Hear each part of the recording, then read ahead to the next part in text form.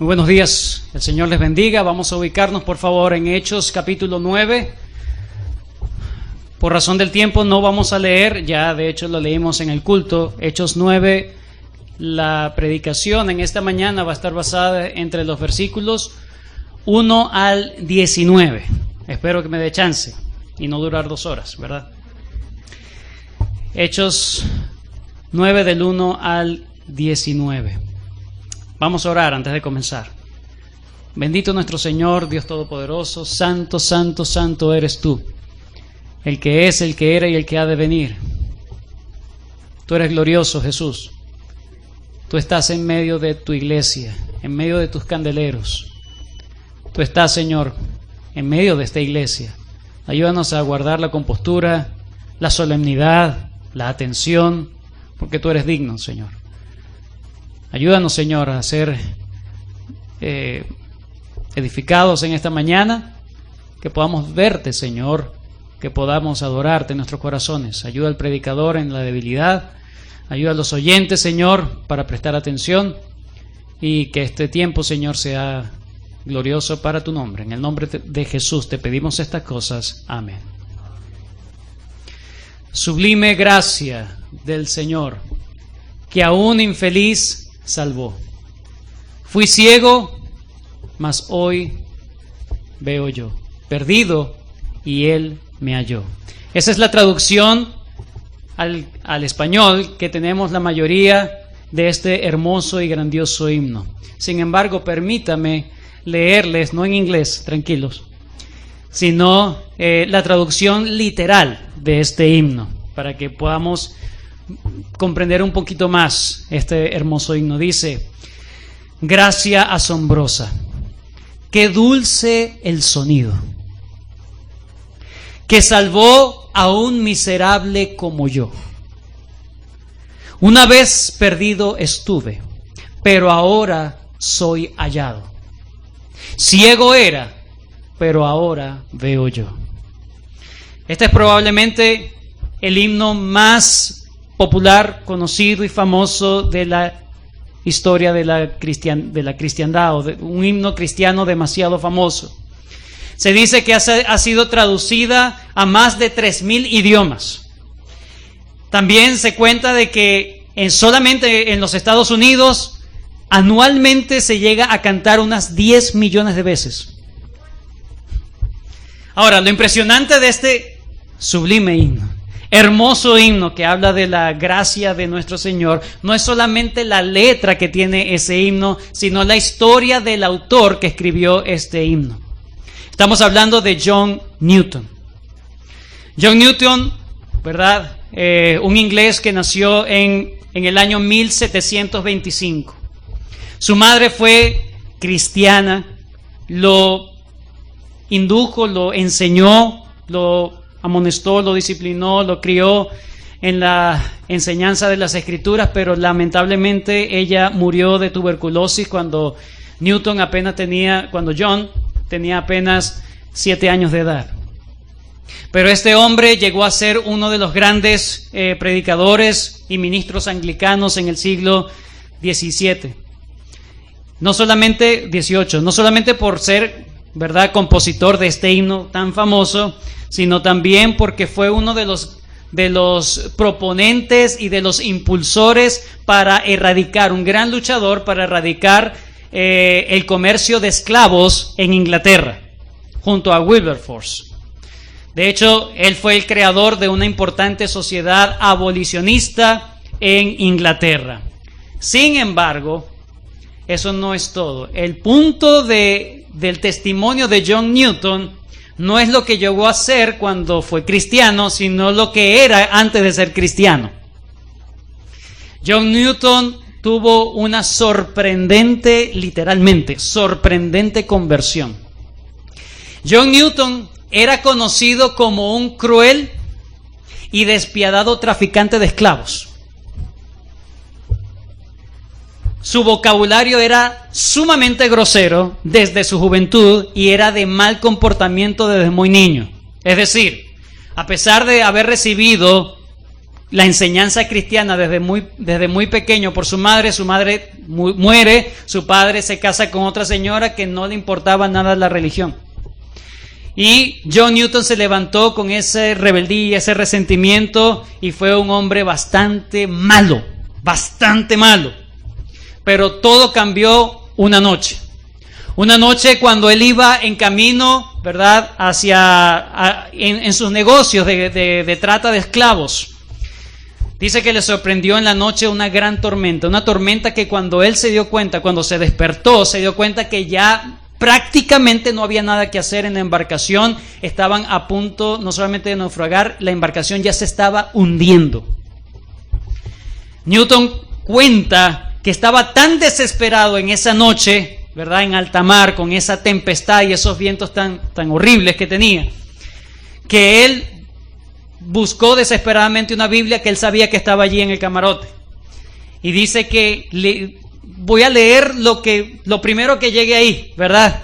Abrió la Biblia y exactamente cayó en Lucas capítulo 11, versículo 13. Y él leyó lo siguiente: pero si vosotros, siendo malos, sabéis dar buenas dádivas a vuestros hijos, ¿cuánto más vuestro Padre Celestial dará el Espíritu Santo a los que se lo pidan? Newton dijo lo siguiente en esa noche, y él lo contó, mejor dicho. Si este libro es verdadero, la promesa de este pasaje también es cierta. Necesito ese mismo Espíritu por el cual el todo fue escrito, para entenderlo correctamente. Él se ha comprometido aquí a dar ese Espíritu a los que se lo piden. Por eso debo orar a Él, y si es Dios, Él cumplirá su propia palabra. Milagrosamente sobrevivieron a esa gran tempestad. Todos los tripulantes se salvaron, se mantuvieron a flote hasta llegar a tierra firme. Pero cuando llegó John Newton, fue otra persona definitivamente. Aunque siguió por un tiempo en el negocio de la trata de esclavos, poco a poco terminó cerrando esos capítulos en su vida y se dedicó totalmente al servicio de Dios. Podemos decir que la conversión de John Newton fue una conversión sumamente dramática. Dios tuvo que hacer algo muy fuerte para atraerle la atención y para que él se humillara y buscara a Cristo. Una conversión muy dramática. Pero así como John Newton, también existen muchísimos testimonios en la historia de la iglesia que nos hablan de conversiones muy dramáticas, de personas que lo que menos hubiesen pensado que se iban a convertir al cristianismo se llegaron a convertir. Uno de ellos, por ejemplo, Agustín de Hipona. Le invito a que lea la historia de Agustín de Hipona en cuanto a su conversión. Pero sin duda alguna, la más dramática de todas, el papá de todos, es la conversión de Saulo de Tarso. Y es lo que nos narra Lucas en el capítulo 9, versículos 1 al 13. Lucas, recuerden que en el capítulo 8 él ha estado hablando acerca de lo que es la fe falsa en contraste con la fe verdadera. La fe falsa, la fe plagiada de Simón el Mago, en contraste con la fe verdadera y genuina de el eunuco etíope. Pero ahora ahora va a agarrar su mirada otra vez en lo que está pasando en Jerusalén. Recuerda que él está hablando de lo que ha pasado en Samaria y con Felipe, pero ahora va a dar su vuelta, su mirada en lo que está ocurriendo en Jerusalén, porque ahora se va a enfocar en este personaje, en Saulo de Tarso. ¿Cuál es el propósito que está buscando Lucas redactando la conversión de Saulo de Tarso? Bueno, que el poder de Dios es inevitable. Cuando Dios se propone a salvar a alguien, nada ni nadie lo detiene, ni la propia persona, ni la propia persona. El poder del Evangelio es un poder transformador, tanto para aquel que ha buscado a Dios y Dios condescendientemente se deja encontrar, como pasó con el etíope, como alguien no solamente que no busca a Dios, sino que va en contra de Dios, como Saulo de Tarso. El etíope representa a las personas que quieren la verdad, desean la verdad y Dios en un momento les muestra la verdad por medio de un siervo. Pero Pablo, Saulo de Tarso, que se llega a convertir, lo que conocemos hoy en día como el apóstol Pablo, es aquel que representa al más acérrimo enemigo del cristianismo, el más acérrimo y salvaje enemigo de Dios. Y solamente por el poder del evangelio, esta bestia salvaje es domesticada y amansada. De tal forma que ahora se convierte en el más fiel y leal servidor del Señor.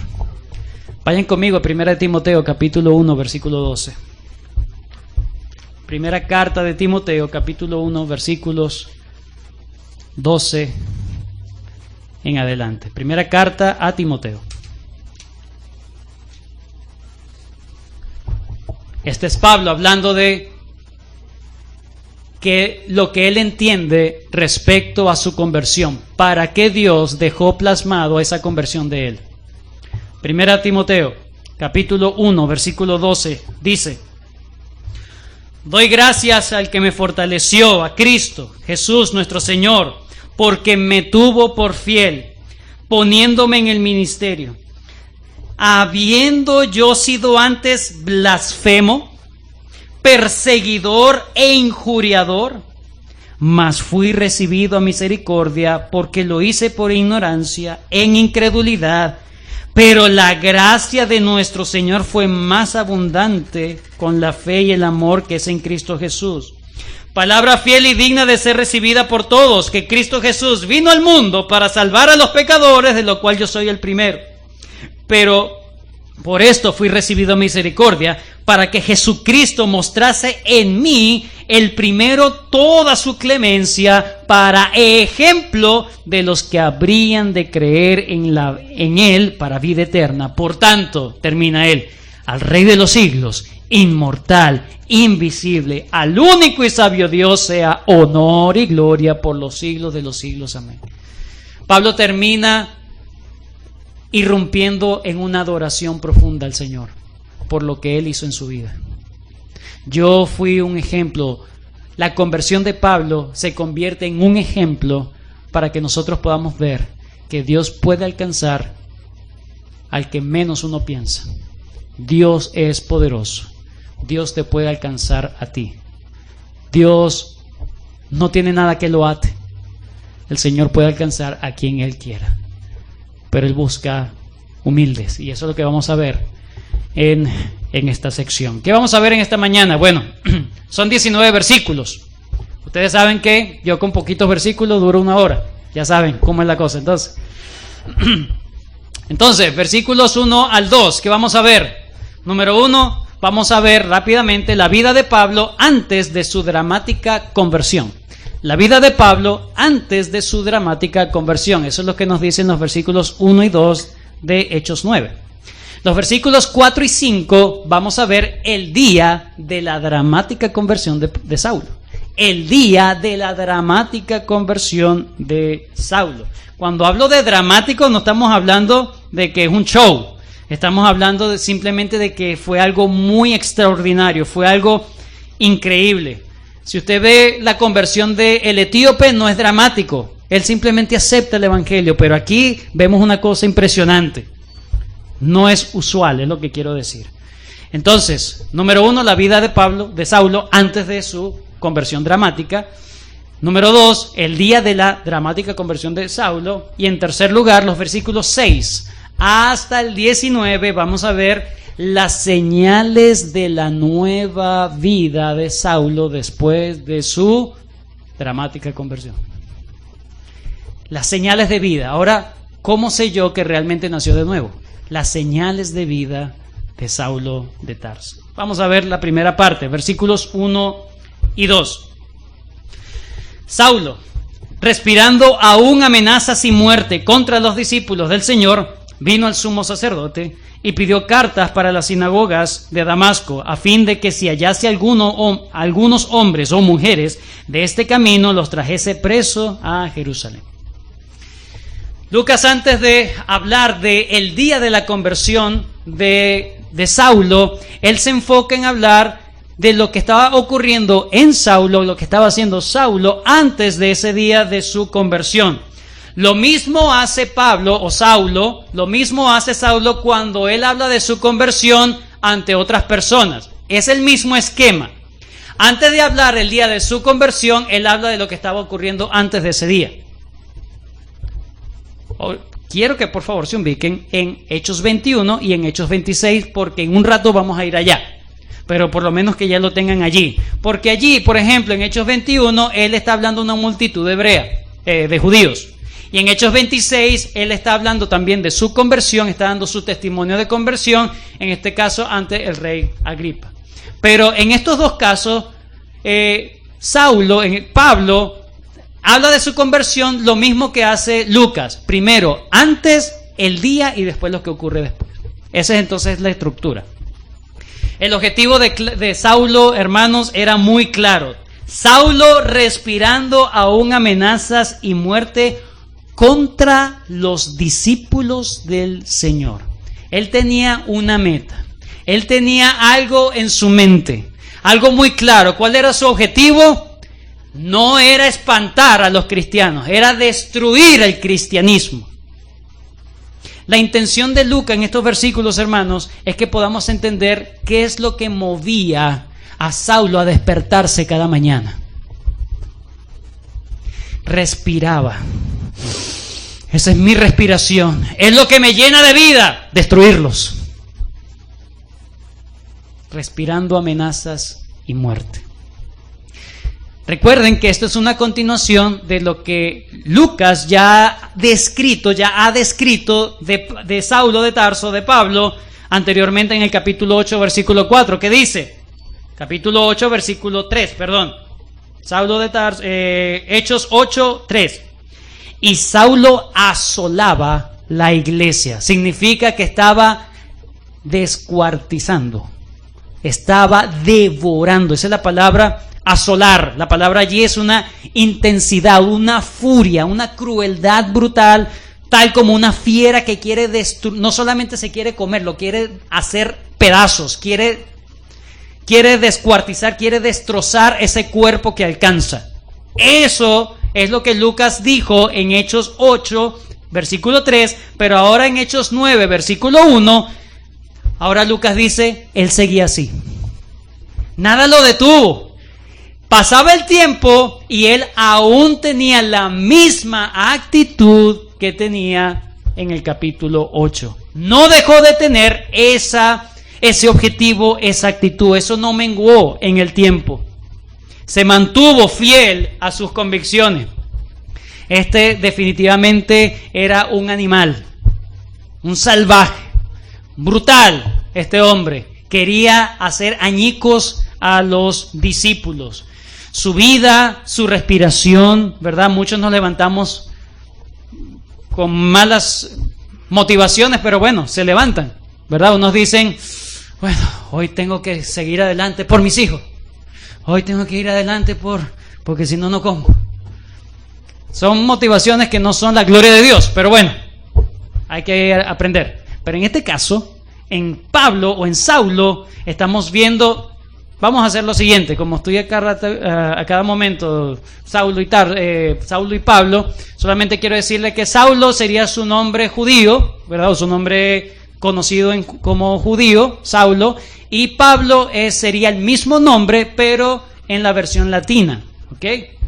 Entonces, si yo digo Saulo o digo Pablo, me estoy refiriendo a la misma persona. Por lo general voy a seguir diciendo Pablo porque es lo que tengo aquí en la mente, ¿no?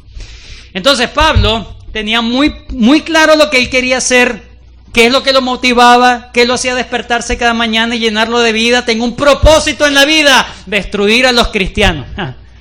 Ese era Pablo. Su deseo más grande, hermanos, no era solamente que los cristianos blasfemaran el nombre de Cristo. Su deseo era humillarlos y, si era posible, que ellos fueran a la muerte. Pablo era un enemigo declarado, un contrario opositor al cristianismo. La pregunta que nos vamos a hacer para terminar este primer punto es, ¿por qué Pablo hacía eso de esa manera? ¿Por qué esa intención, ese objetivo tan claro y que no menguaba y que seguía adelante? ¿Qué es lo que lo hacía pensar así? Hechos 21. Hechos 21.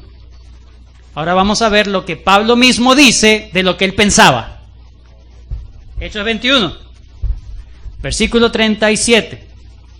Hechos 21, 37 dice: cuando comenzaron a meter a Pablo en la fortaleza, dijo el tribuno: ¿se me permite decirte algo? Y él dijo: ¿Sabes griego? ¿No eres tú aquel egipcio que levantó una sedición antes de estos días y sacó al desierto los 4,000 sicarios? Entonces dijo Pablo: yo de cierto soy hombre judío. Le están diciendo que era otra persona. Soy judío de Tarso, ciudadano de una ciudad no insignificante de Cilicia. Pero te ruego que me permitas hablar al pueblo. Y cuando él se lo permitió, Pablo, estando en pie en las gradas, hizo señal con la mano al pueblo, y hecho gran silencio, habló en lengua hebrea. No era normal. Ellos hablaban arameo, pero ahí está hablando en hebreo. Capítulo 22. Les dicen en lengua hebrea: hermanos, varones y padres, oíd ahora mi defensa ante vosotros. Y al oír que les hablaba en lengua hebrea, guardaron más silencio. Fue muy inteligente. Agarró la atención de las personas y empezó a decir su conversión. Mire su testimonio. Versículo 3. Yo de cierto soy judío, nacido en Tarso de Cilicia, pero criado en esta ciudad, Jerusalén, instruidos a los pies de Gamaliel. Gamaliel ya había sido nombrado por Lucas en Hechos 7. ¿Recuerdan cuando era la interpelación o el juicio ante Esteban?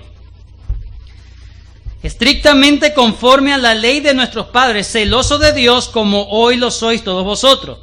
Perseguía yo este camino hasta la muerte. Él mismo lo reconoce.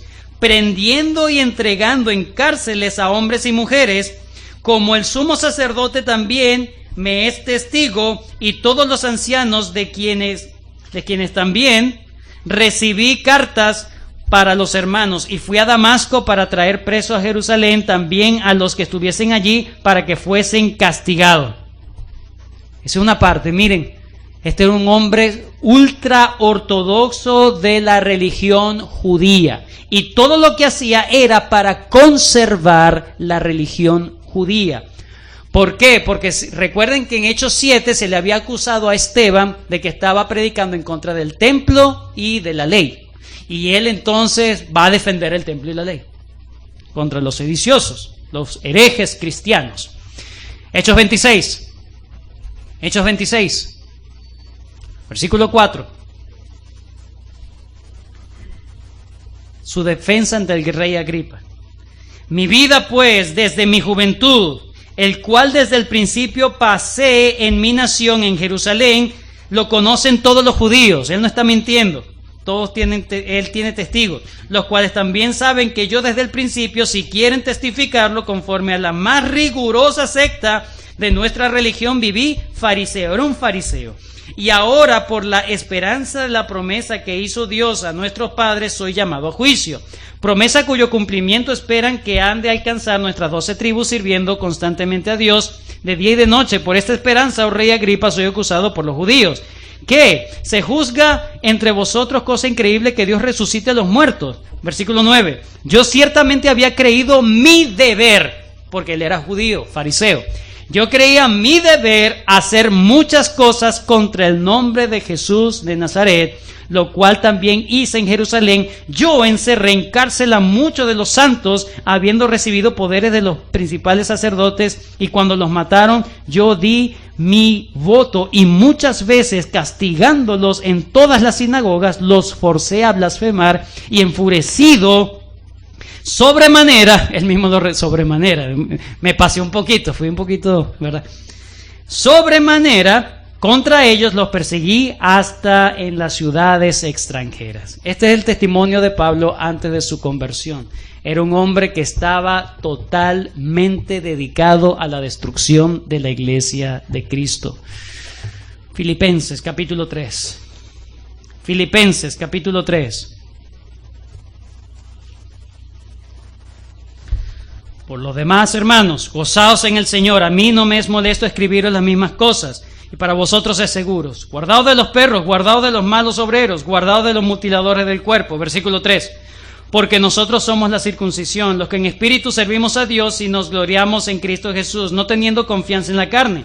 Aunque yo también, ¿de qué confiar en la carne? Aunque yo tengo, también de qué confiar en la carne. Si alguno piensa que tiene de qué confiar en la carne, yo más. 5. Credenciales de Pablo. Circuncidado el 8º día, linaje de Israel, de la tribu de Benjamín, hebreo de hebreos. En cuanto a la ley, fariseos. En cuanto a celo, perseguidor de la iglesia. En cuanto a la justicia que es en la ley, irreprensible. Ese era Pablo. ¿Qué movía a Pablo? Volvamos a Hechos 26. Nuevamente a Hechos 26. Yo ciertamente había creído mi deber. Él sabía que lo que estaba haciendo era para la gloria de Dios. Esa era su convicción. Lo estoy haciendo para mi Dios, para mi Señor, para proteger la tradición verdadera, santa, inmaculada del judaísmo. Saulo estaba persuadido que el cristianismo era una secta sediciosa, peligrosa, ¿verdad? Y él pensaba que estaba rindiendo un culto fiel a Dios. Dios está complacido conmigo, decía él. Dios me va a dar la medalla del mérito. Pero lo hacía porque celaba a Dios, porque amaba a Dios con toda su alma, con toda su mente, su corazón, sus fuerzas. Pero ese odio a los cristianos era un odio, él mismo lo dice, era la palabra, ignorante, que eso era de Dios.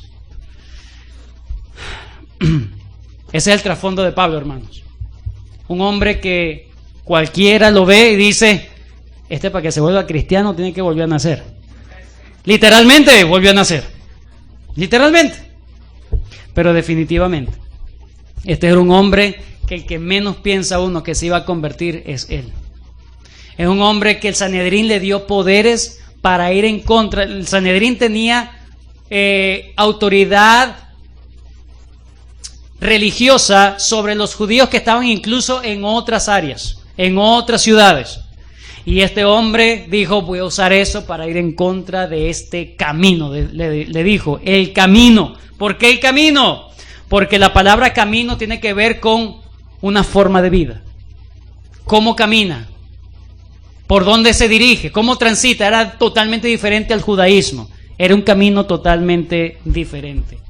Lo que quería hacer entonces Pablo en Damasco era probablemente hacer lo que ya ha hecho en otros lados. Ir, tener el compañerismo de los que están allí, de las sinagogas en Damasco, para que ellos delaten a los que son del otro camino. No del camino del judaísmo, sino del otro camino. Entonces, de manera que pudieran identificar y hacer justicia. Vamos a hacer justicia aquí, vamos a agarrar a todos los sediciosos. Versículo 3. Mas yendo por el camino. Él fue en contra de un camino. Y él iba en un camino, en contra de un camino, pero él encontró el otro camino. El día de la conversión de Pablo. Pablo ni siquiera, hermanos, imaginaba lo que estaba ocurriendo. O lo que iba a ocurrir en ese día. No se lo imaginaba, no lo esperaba. Ese no era su plan. Por lo tanto, cuando dice más, o también otras traducciones, pero, más yendo él, o pero, fue provocado totalmente por Dios. La iniciativa en la salvación de una persona siempre es Dios, siempre la toma Dios. Si yo estoy en Cristo es porque Dios me buscó a mí. El camino lo buscó a él en el camino a Damasco. Pablo nunca estuvo buscando a Dios. No estuvo buscando la verdad. Él era como Gamaliel. Recuerden que Gamaliel era su maestro. Lo que pasa es que Gamaliel era pacifista. No le pongan cuidado a esa gente. Si es de Dios, bueno, que sea de Dios. Eso no le interesó si era de Dios, saber si era de Dios. Ese era Gamaliel. Pero Pablo No, maestro, no hay que quedarse con las manos. No, era activo. No, así no hacemos nada. Hay que darle. Activo al 100%. Ahí vemos entonces la diferencia entre el etíope y Pablo. El etíope quiere buscar la verdad. Pablo no le interesa saber si eso es verdad o no y va en contra del cristianismo. Dios entonces hizo algo dramático en su vida. Se le apareció. ¿Pudo haber enviado a un apóstol para predicarle? Sí. ¿Por qué se le tuvo que presentar el propio Jesucristo en el camino a Damasco a Pablo? ¿Por qué? Es la pregunta. ¿Será que solamente la predicación del Evangelio no tendría efecto sobre ese tipo de personas? No.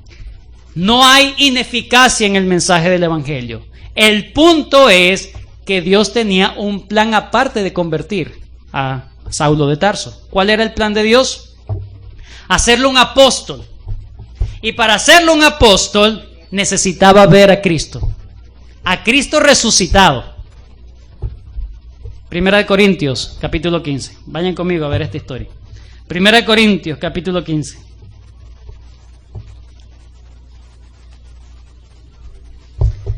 No porque el evangelio era ineficaz para convertir a este tipo de hombre, a este horrible hombre, sino porque Dios tenía un plan adicional con él. Primera a los Corintios, capítulo 15,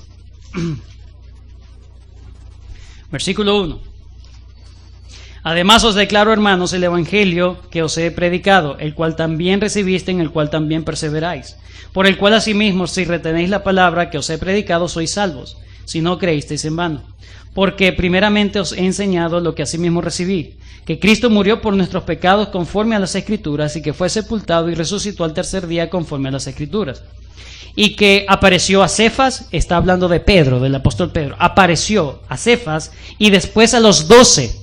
Está hablando de la aparición de Jesús resucitado a ellos. Versículo 6. Después apareció a más de 500 hermanos a la vez, de los cuales muchos viven aún y otros ya duermen. Versículo 7. Después apareció a Jacobo, después a todos los apóstoles, y al último de todos, como a un abortivo, me apareció a mí. Versículo 9. Porque yo soy el más pequeño de los apóstoles, que no soy digno de ser llamado apóstol, porque perseguí a la iglesia de Dios. Esto es algo que no se le olvidó nunca. ¿Cómo es que Dios me haya llamado a mí, no solamente a la salvación, sino al apostolado? Impresionante. Por eso es que estamos hablando de que no significa que el evangelio no podía tener un efecto poderoso en él, sino que Dios tenía un plan adicional con él. Fue un asunto repentino, versículo 3, Hechos 9, 3. Mas yendo por el camino, aconteció que al llegar cerca de Damasco, repentinamente le rodeó un resplandor de luz del cielo. Y cayendo en tierra, oyó una voz que le decía: Saulo, Saulo, ¿por qué me persigues? Versículo 7. Y los hombres que iban con Saulo se pararon atónitos, oyendo a la verdad la voz, mas sin ver a nadie. Ellos escucharon la voz, pero vamos a ver qué más dijo, qué otros elementos ocurrieron en ese momento que dijo el propio Pablo. Hechos 22. Hechos 22, versículo 6. Pero aconteció que yendo yo, al llegar cerca de Damasco, como a mediodía, otro dato adicional, estaba en el mediodía, por el desierto a mediodía. Imagínense cómo era no solamente el calor, sino la luz del sol a mediodía por el camino. De repente me rodeó mucha luz del cielo, es decir, la luz que él experimentó ver era mucho más incandescente que la luz del sol al mediodía en el desierto. Y caí al suelo. ¿Quién no va a caer? No dice el caballo, por cierto. No se cayó en ningún... No sé si iba en un caballo, en un burro o qué sé yo. Pero dice que él cayó al suelo. El punto de caer al suelo no es que simplemente se sorprendió. Es que él sabía que estaba recibiendo una revelación de Dios. De Dios. Y oí una voz que me decía: Saulo, Saulo, ¿por qué me persigues? Y respondí: ¿quién eres, Señor? Él sabía que era Dios. Pero esa pregunta es: ¿quién eres? No vaya a ser que sea el mismo Jesús. No puede ser. No, Señor. Dime que es Jehová y que me estás apoyando para ir. Pero no me digas que es Jesús, por favor, porque ya yo escuché a Esteban. Recuerden que él había escuchado el testimonio de Esteban. Y que Esteban había dicho, veo los cielos abiertos y al Señor sentado ahí. Ay, no me digas que es este. ¿Quién eres, Señor? Yo sé que tú eres Dios, pero ¿quién eres específicamente? Me dijo: yo soy Jesús de Nazaret, a quien tú persigues. Y los que estaban conmigo vieron a la verdad la luz. No solamente escucharon la voz, sino que también vieron esa luz. Y se espantaron. Pero interesante, no quedaron ciegos. Era un trato especial de Dios con Pablo. Se espantaron. Aquí está Dios. No, todo el mundo se espantó, por eso cayeron al suelo. Fue repentino, fue asombroso, fue una experiencia totalmente espantosa. Que venga Dios y me hable a mí. Mosca. Tú no sabes lo que estás pidiendo. Porque precisamente cuando Dios se le aparece a un hombre, lo deja muerto. Éxodo 19. Éxodo 20, perdón. Vayan rápidamente a Éxodo 20. Déjenme dejarle esta perlita aquí. Éxodo 20.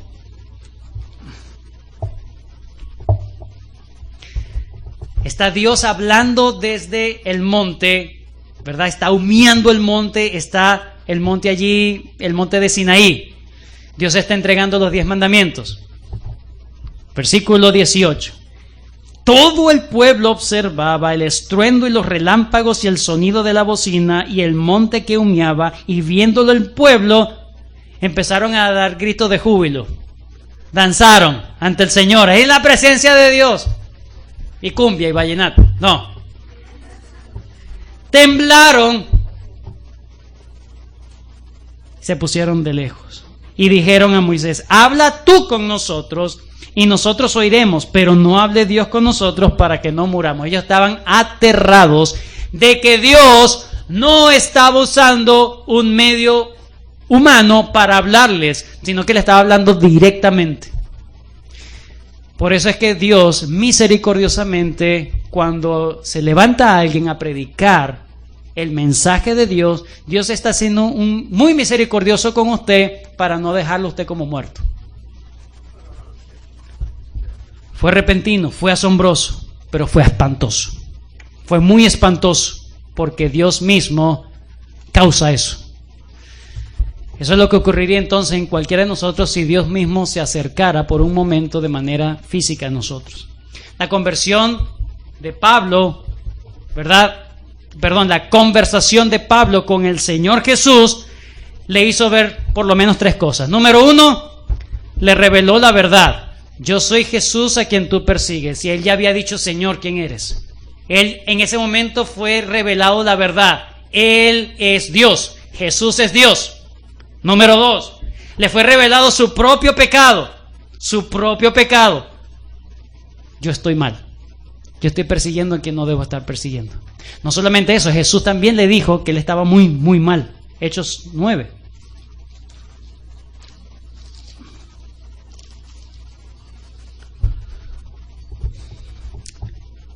¿Por qué me persigues? Si es Dios, ¿cómo me vas a perseguir? Y dijo: ¿quién eres, Señor? Y le dijo: yo soy Jesús a quien tú persigues. 2 veces le dijo eso. Dura cosa te es dar coces contra el aguijón. Coces es patadas hacia atrás. Pero si tienes un aguijón que te está apuntando y das patadas hacia atrás, ¿quién se está dañando ahí? El que está dando las patadas. Tú mismo te estás lastimando. Tú mismo te estás haciendo daño. Él fue confrontado con su pecado. Él estaba pecando contra Cristo. ¿Por qué? Porque también vemos la unión de Cristo con la iglesia. Lo que tú le haces a la iglesia, se lo haces a Cristo. Bien sea malo o bueno. Si tú le haces algo bueno a cualquiera de la iglesia, tú se lo estás haciendo a Cristo. Si le haces malo a la iglesia, tú te la vas a ver con Cristo. Tú me persigues a mí, no estás diciendo, me estás persiguiendo a mis hijos, a mis discípulos, no, me estás persiguiendo a mí. La iglesia es el cuerpo de Cristo. Esa es la unión misteriosa que hay entre Cristo y la iglesia, hermanos. Por eso debemos estar confiados de que si se meten con nosotros, se meten con nuestro Señor. ¿Sí? Porque somos hijos del Rey, ¿verdad? No se metan con nosotros. Muy bien. Eso es lo que el Señor Jesucristo dijo en Mateo 25:40. Respondiendo el Rey les dirá, de cierto os digo que en cuanto lo hiciste a uno de estos mis pequeños, a mí lo hiciste. Para terminar esta media hora, vamos a ver los últimos versículos del 6 al 19 y vamos a ver cosas puntuales allí. Es una narración larga, solamente vamos a ver algunas cosas puntuales para tratar de culminar esto. Entonces, número 1, vimos los antecedentes de Pablo, o vimos cómo era Pablo antes de su conversión, qué estaba haciendo antes de su conversión. Número 2, hemos visto el día de la conversión de Pablo. Cristo mismo se le presentó y lo pulverizó literalmente, lo dejó en shock. En tercer lugar, vamos a ver qué produjo ese encuentro de Pablo con Jesús, cuáles son las señales de vida que produjo ese encuentro de Jesús con Pablo. Versículo 6. Él temblando y temeroso dijo, Señor. Lo reconoció en primer lugar como el Señor. Pero fíjense lo primero que hace. No solamente lo reconoce como Señor, sino que pide clemencia. Esta pregunta es una petición de clemencia, de misericordia. Él estaba entendiendo su pecado. ¿Cómo te voy a hacer esto a ti? No. Por eso dice, Señor, ¿qué quieres que yo haga? No es solamente el hecho de, bueno, dime qué voy a hacer. No, es, Señor, ten misericordia. ¿Qué quieres que yo haga para reponer, para resarcir este daño que he hecho? Ese es el punto de la pregunta. ¿Qué quieres que yo haga? Y el Señor le dijo, levántate y entra en la ciudad y se te dirá lo que debes hacer. Y los hombres que iban con Saulo se pararon atónitos oyendo la verdad la voz, mas sin ver a nadie. Entonces Saulo, ¿qué pasó? Se levantó. No solamente Saulo pidió clemencia, sino que el Señor Jesús va a hacer esto y esto. Y él dijo, si esa es la manera de alcanzar clemencia y misericordia por ti, porque he hecho un gran pecado, lo voy a hacer. No escatimó. Se fue a Damasco, se levantó de tierra y abriendo los ojos no veía a nadie, así que llevándole por la mano lo metieron en Damasco. Él iba en camino a Damasco con todo su orgullo, con toda su prepotencia, y llega llevado de la mano, humillado totalmente, destruido. Mientras más se levanta una persona en altivez contra Dios, si es hijo de Dios, si va a ser hijo de Dios, mientras más alto, más fuerte la caída, porque Dios lo va a humillar.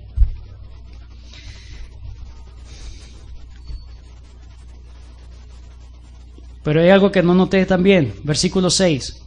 Él temblando y temeroso. Reconoció a Cristo como el Señor, y eso lo llenó de temblor, de temor. Isaías 66:2 dice, mi mano hizo todas estas cosas, así todas estas cosas fueron, dice Jehová, pero miraré a aquel que es pobre y humilde de espíritu, que tiembla a mi palabra. El hecho de que él se haya levantado temblando, porque dice luego en el versículo 8 que se dio cuenta que no estaba viendo nada. Pero en el versículo 6 él se levanta ya temblando, no porque no veía, sino porque entendió a quien había visto. Temblando y temeroso, temor y temblor. Cuando sabe que se expuso ante la palabra de Dios, cuando sabe que se expuso ante Dios mismo, le causó un gran temor. Señal de vida de alguien. Primera señal de vida. Cuando vemos, ¿cómo se llama ese aparato que mide la cuestión del pulso? ¡Tup! El electro, ¿verdad? La perdimos, ¿verdad? Queda el sonido, una línea, ¡tup! ¿Verdad? Pero de repente, ¡tup! Primer latido, primera señal de vida. Número 1, reconoció su pecado, vio al Señor y tembló. Reconoció al Señor, la soberanía, y buscó misericordia. Primera señal de vida, buscó misericordia. Pablo no pide misericordia como tal, pero su actitud es buscar misericordia. Buscar misericordia. Charles Spurgeon dijo: no tengo dudas de que caminó a Damasco como si fuera en la cresta de una ola. Imagínense, un surfista en la cresta de la ola. Lo domino todo. Pero unos pocos segundos bastaron para alterar a este hombre. Qué rápido Dios derriba. Domado está el león. Este hombre es otro. Se acabó la arrogancia, se acabó la furia, se acabó la soberbia. Mansito. Y se somete voluntariamente a lo que dijo Cristo. Ve a Damasco. Llégate a Damasco. Llega a Damasco. Tú ibas con una intención, ibas a entrar pomposamente, ahora vas a entrar como estás. Sí, Señor. Y entró. No le importó las burlas, no le importó la condición. Él solamente quería clemencia de Dios. Aparte, segundo, versículo 9. Llevaron por la mano, le metieron a Damasco, donde estuvo 3 días sin ver, ni comió, ni bebió. No comió ni bebió. ¿Qué significa? Ayuno. Ayunó. ¿Por qué ayunó? Hermanos, aquí vemos la humildad de Pablo. Él tomó este encuentro en serio. Dios me va a matar. Necesito misericordia de Dios. No solamente le pidió con su pregunta, sino que él mismo con su actitud demostró humildad y humillación delante de Dios. En el Antiguo Testamento el ayuno siempre ha sido un símbolo de luto, siempre ha sido un símbolo de duelo, un símbolo de pesar y un símbolo de aflicción. Las personas que estaban en ayuno era porque estaban muy afligidas de corazón y querían buscar la gracia de Dios. Tiempos difíciles, el pueblo de Israel ayunaba. No ayunaba todos los días ni ayunaba, ¿verdad? El hombre del ayuno, no. Era porque estaban a punto de morir. Por ejemplo, en el tiempo de Esther, iban a ser exterminados los judíos y ellos ayunaron, buscaron el rostro de Dios porque estaban en gran aprieto. Ellos estaban buscando la misericordia de Dios. Lo mismo vemos en el rey David, cuando luego de su adulterio con Betsabé, el rey David ve a su hijo que está enfermo y busca ayunar. ¿Por qué? Porque quiere que Dios tenga misericordia de su hijo. Que no lo mate, Señor, no lo mates, por favor. Y se pone a ayunar. Es un asunto serio. Busca intensamente el rostro de Dios porque lo necesita desesperadamente. Necesita misericordia de Dios. Pero luego vemos en 2 de Samuel capítulo 12 que David percibe que sus ayudantes están ahí hablando en el versículo 21. Y le dice: ¿ha muerto el niño? Sí, ha muerto. Y ellos no le querían decir, ¿sabe por qué? Porque había quedado tantos días en ayuno, estaba destrozado ese hombre. No, pues si le decimos que el niño se murió, pues se va a matar, se va a pegar un mecate. Pero no, vino, se levantó David, se afeitó y empezó a comer. Ellos quedaron, ¿qué pasó aquí? Versículo 21, 2 Samuel 12, 21 dice: y le dijeron sus siervos, ¿qué es esto que has hecho? Por el niño, viviendo aún, ayunabas y llorabas, y muerto él, te levantaste y comiste pan. Y él respondió: viviendo aún el niño, yo ayunaba y lloraba, diciendo: ¿quién sabe si Dios tendrá compasión de mí y vivirá? El niño es para buscar misericordia de Dios. Mas ahora que ha muerto, ¿para qué ayunar? ¿Podré yo hacerlo volver? yo voy a él, mas él no volverá a mí. Lo que Pablo estaba buscando era misericordia de Dios. El pecado lo había aplastado totalmente. Aplastado totalmente. Ese era Pablo.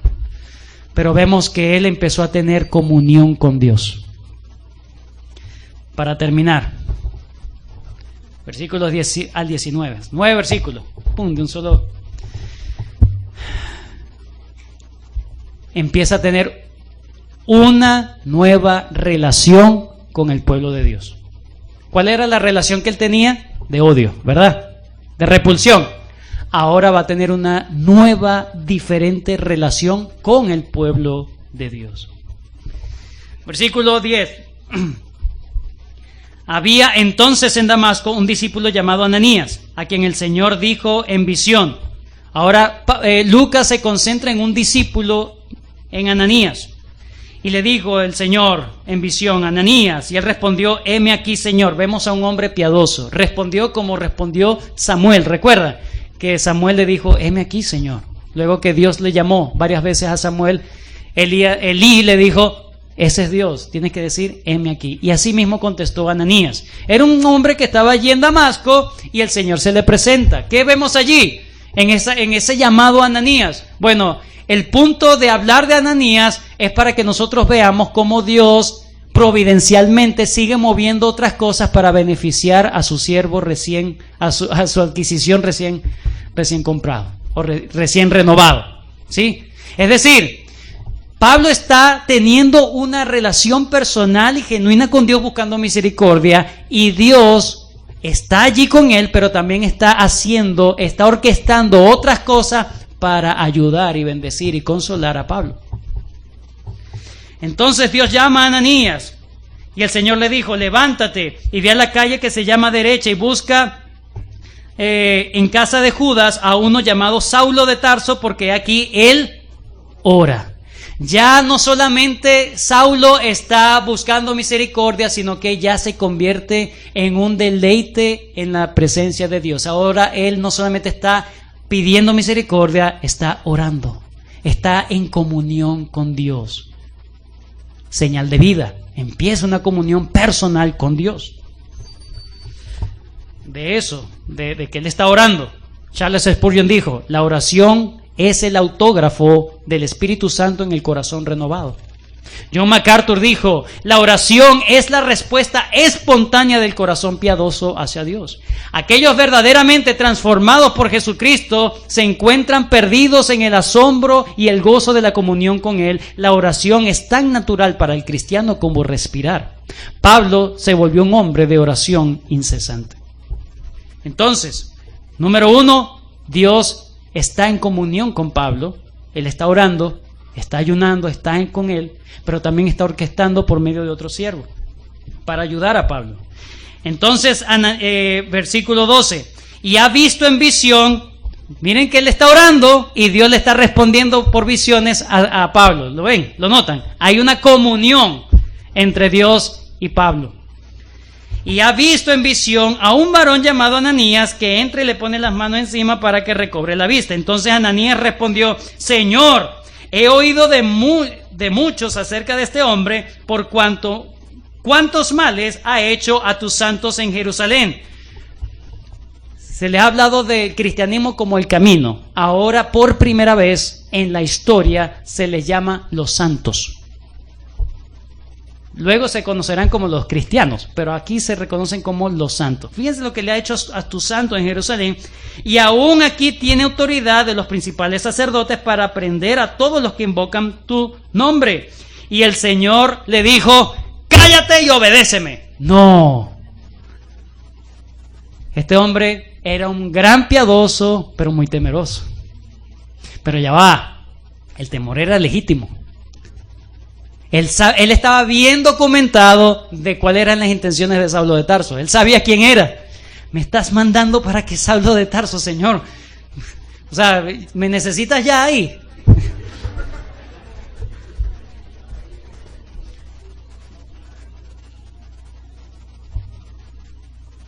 Y el Señor condescendientemente le dice, no lo reprende, lo entiende.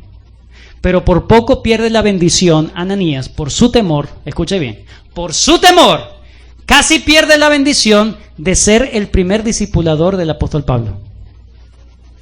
De llevar al apóstol Pablo a bautizarlo. ¿Quién bautizó al apóstol Pablo? Ananías. Por poco, por su temor, un temor genuino, o sea, no vamos a decir que no, pero eso le pudo impedir grandes bendiciones para Ananías. Pero el Señor llamó a Ananías porque sabía que era un hombre temeroso de Dios. A pesar de su miedo, a pesar de todo, se esforzó e hizo lo que Dios le pidió hacer. Ve, porque instrumento escogido me es este, para llevar mi nombre en presencia de los gentiles y de reyes y de los hijos de Israel, porque yo le mostraré cuánto le es necesario padecer por mi nombre. Aquí, estos dos versículos resumen toda la vida de Pablo. No solamente testimonio, sino persecución y dolor. Ananías no dice, bueno, Señor, voy a traer el vellón aquí para ver si es verdad lo que tú me dices, porque tengo mucho miedo. No. Él confía en que Dios ya tiene un plan listo para Saulo. Bueno, Señor, allí voy. Versículo 17. Fue entonces Ananías y entró en la casa, y poniendo sobre él las manos dijo, hermano Saulo. Este es el título más hermoso que todo creyente puede tener.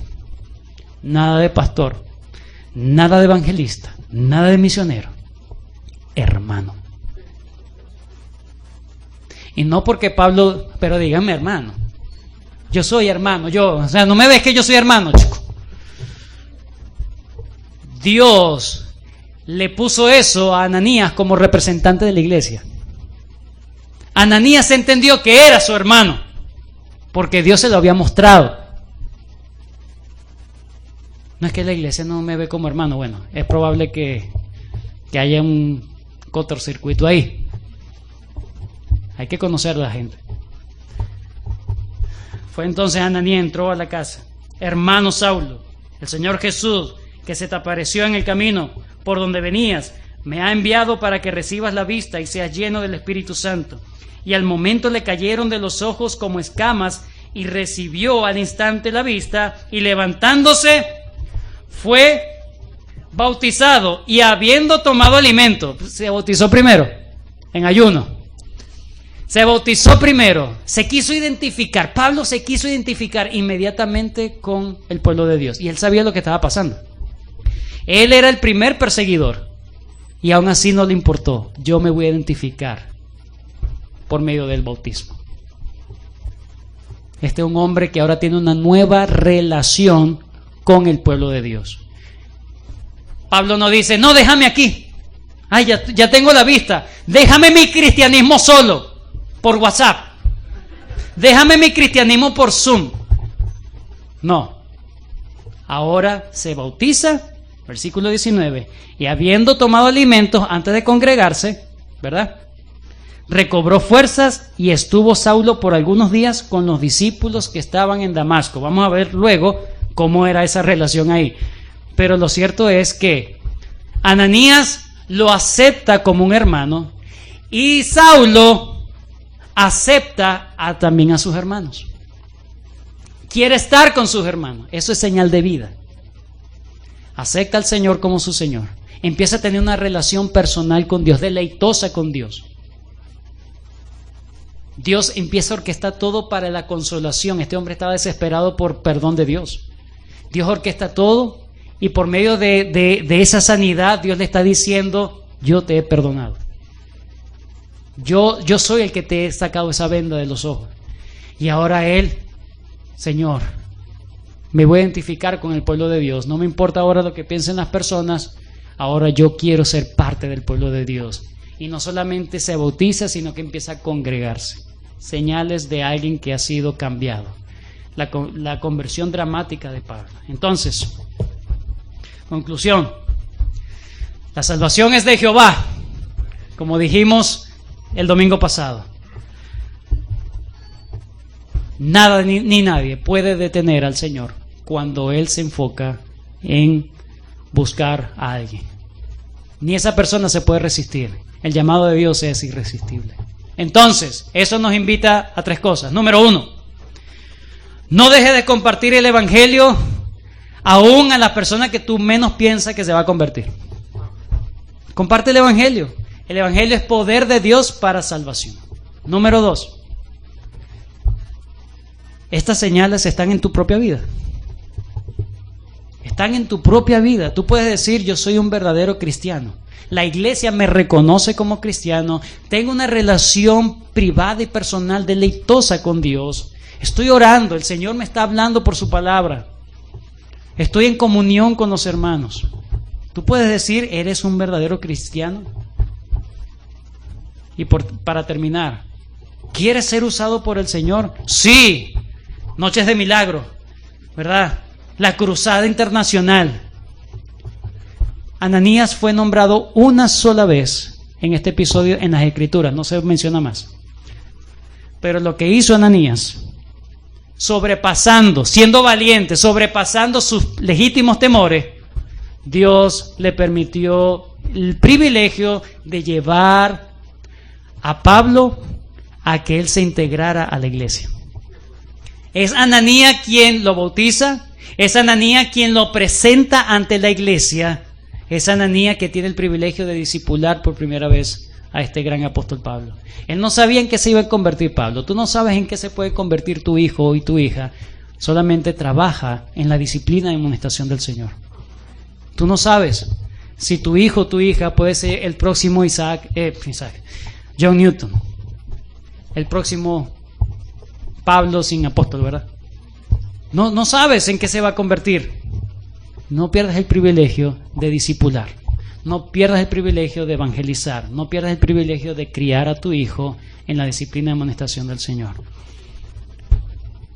No pierdas privilegio como casi perdía Ananías por el miedo. Es que yo no sé predicar. Es que yo no sé criar a mi hijo. Bueno, estamos nosotros para ayudarte.